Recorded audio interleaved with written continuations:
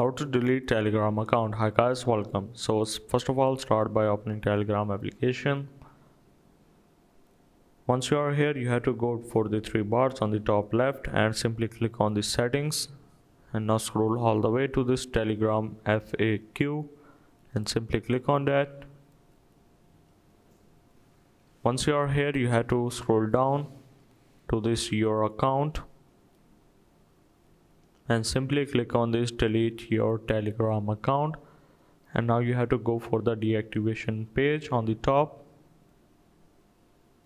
Once you are here, as you can see, delete account or manage apps, so you have to simply put that same number of your Telegram and click on the next, and after that you're gonna receive a confirmation code which you have to put in that, and simply click on the delete your account and you're good to go.